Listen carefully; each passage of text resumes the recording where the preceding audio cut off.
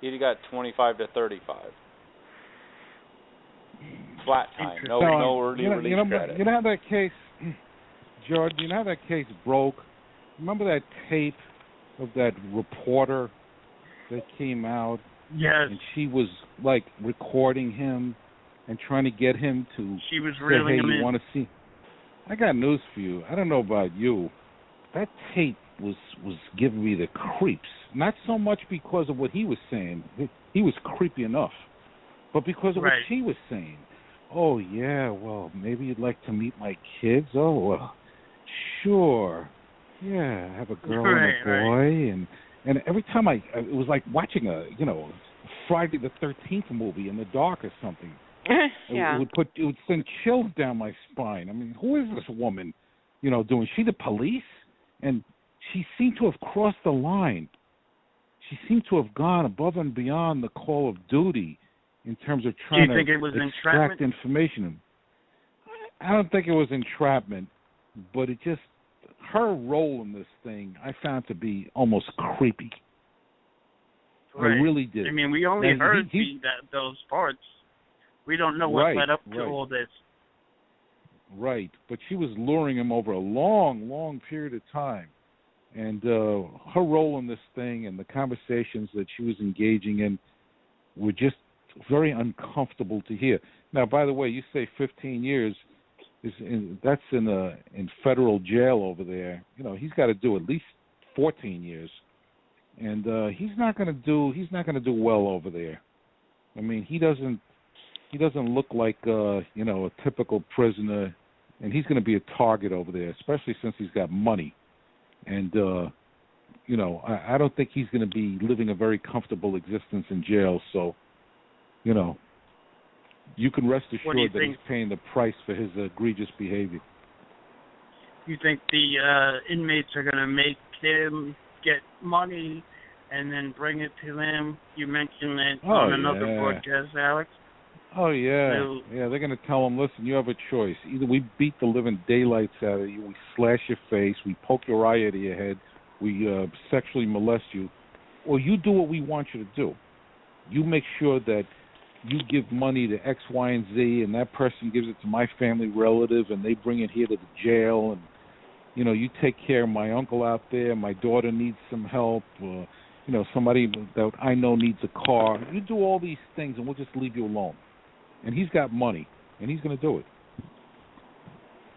Absolutely. We'll stay away from the audio because we're running out of time, and we have a couple calls, but we will just talk about tragedy that happened. Barbie Christina, the daughter of Whitney Houston, and Anne, let me start with you. What's your take of this situation?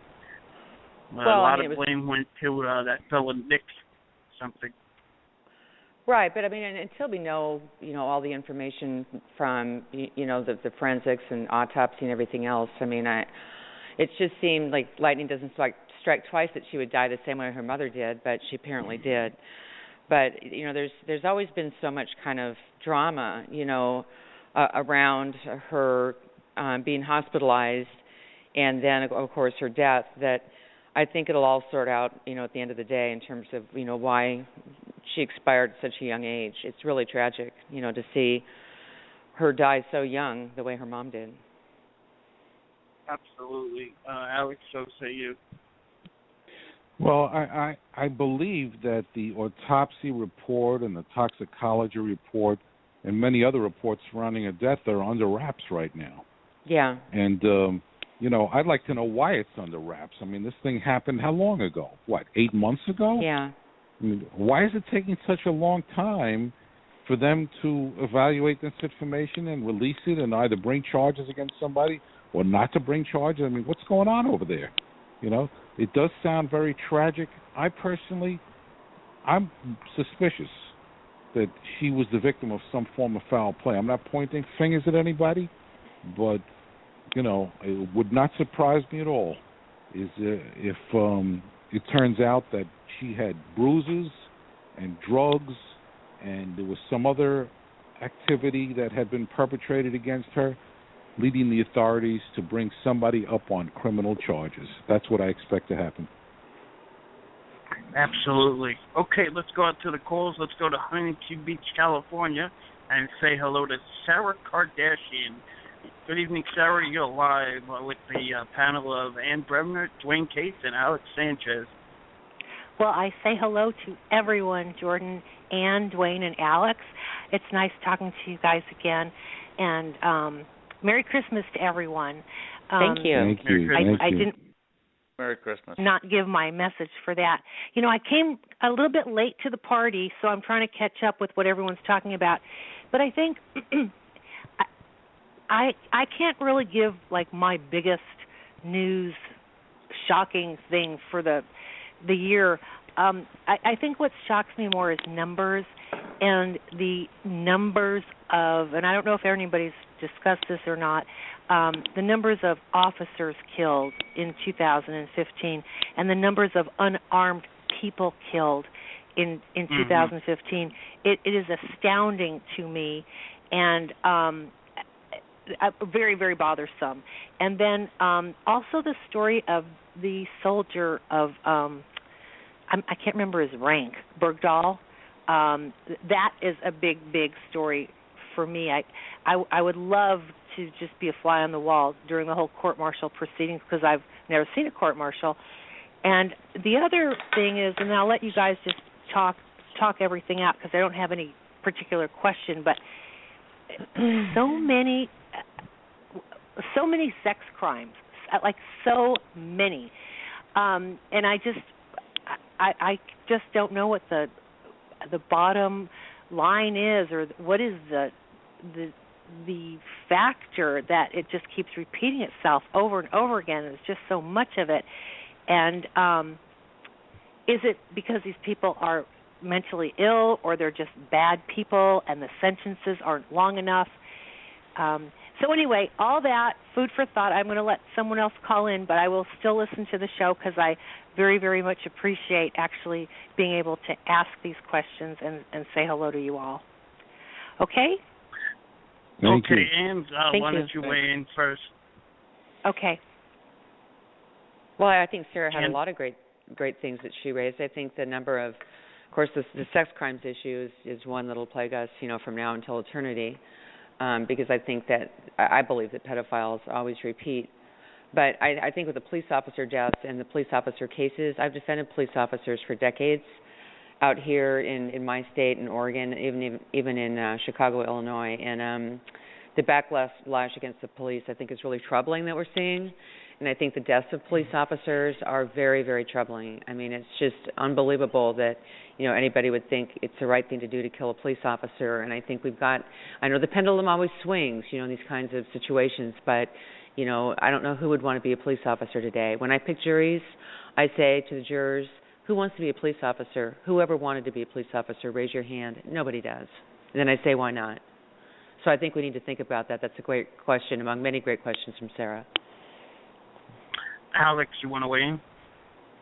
Yeah, something regarding the sex crimes that Sarah had brought up. I don't really think there's any more sex crimes today than there has been in the past. Speak to some old people.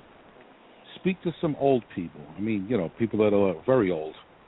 And ask them about, did you ever hear about sex offenses back then? You prod them a little and you start hearing some alarming things that have taken place in the past, 80 years ago, 90 years ago, and I'm sure it happened way before that too, of children being molested, family relatives being molested, people in institutions being raped and molested.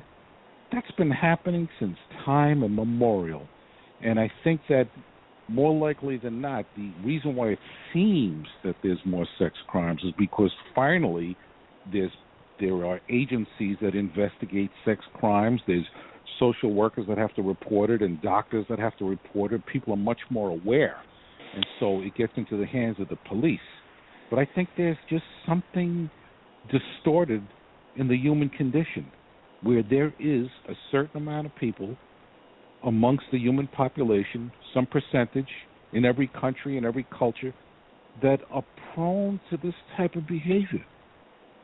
And the only thing I think we can do is to obviously prosecute those people that have committed those offenses and to try to see if we can develop therapies or medications to inhibit that behavior from occurring in the future.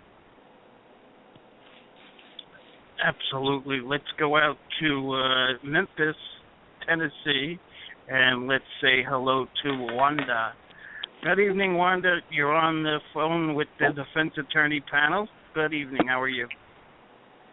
Hey, King. I'm doing great. Well, hello, you attorneys. Hey, Alex. Hey, Dwane. Good. How are you? And hello, How you doing? Ian. Hi, Wanda. It's so great to talk to y'all. And, King, I applaud you. You put a great show together tonight. And all the stories are great. I'm sorry. King, you make me laugh. And the stories were great, and I do have some questions, and I have a lot of comments. First, I want to say, Alex, you're on fire tonight. Oh, I am? You answered a lot. In your comments, you answered a lot of my questions, but okay, I'll start. Getting back to Jody's case, on her first trial, the foreman, I know y'all were talking about Martinez and his style in the courtroom, and you believe that had a lot to do with Martinez not winning. Well, on the first trial, the first foreman, when he talked on TV, and we all saw this, he did seem a little irritated quite a bit, and I don't know what that was about, but since y'all brought it up, it could have been that. I agree, it could have been. And on the second, when she was retried, juror number 17, it was 11-1. The night of the verdict, the foreman was on Nancy, and he said that they were all, when they were deliberating, they were trying to get her to speak, and she just wouldn't hardly talk. And when they said what was wrong, her answer was, she said everything was wrong. So I guess my question to you great attorneys was this something that the judge should have known about? Should they have sent a note to the judge about juror number 17 not wanting to deliberate with the others? Dwane, I'll go to you for that since you did follow up. Absolutely not. The judge, unless there's misconduct, the judge can't get involved what goes on in the jury room.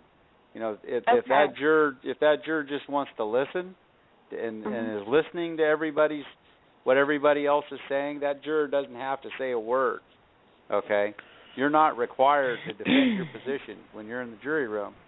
And it is absolute, the rule that you can, the court or any attorneys or nobody can get into to try to ask jurors why they did what they did. They get to do what they want to do for whatever reason they want to in that jury room, and the judge can't, because then you got judges, twisting jurors' arms to make decisions, and the jury gets to do what the jury wants to do, each individual juror. Okay, and Dwane, bless your heart, you sat out in that hot Arizona sun. I watched every minute of this trial, and I watched you every day bringing us updates, and you were in that boiling sun with Gene Casares, and so I thank you for that too. And now I will move on real quick to Bill Cosby. When you don't want to talk about something, it's just me, but that tells me a sign of guilt. And when the attorney, I was reading today, well, it was on Nancy,